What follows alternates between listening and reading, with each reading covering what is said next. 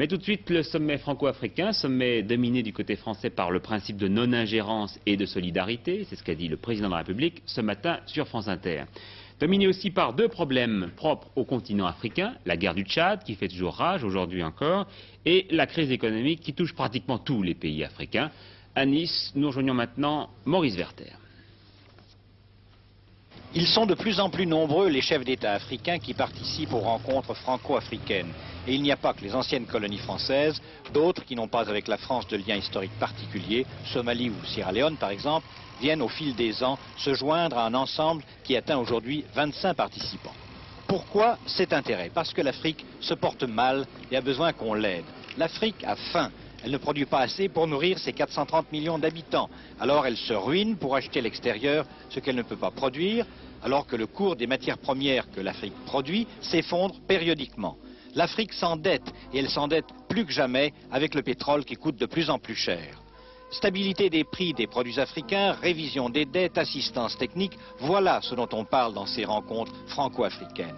Mais comme si les dettes, la faim, l'incertitude économique ne suffisaient pas, il y a aussi les conflits politiques, le conflit sanglant du Tchad, pour lequel le président Senghor, dans un entretien accordé ce matin à Paul Amar, décrit un processus de règlement qui a des chances d'aboutir à un accord.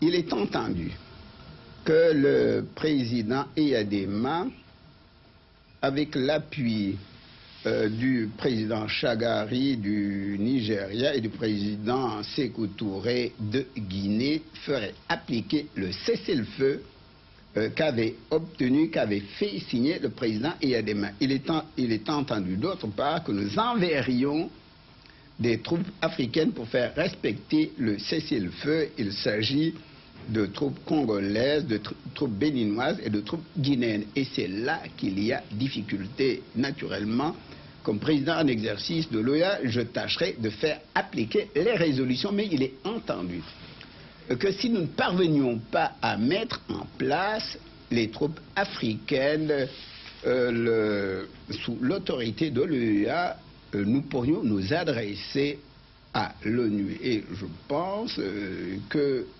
l'ONU ne refuserait pas d'envoyer des troupes sous son égide et sous son autorité.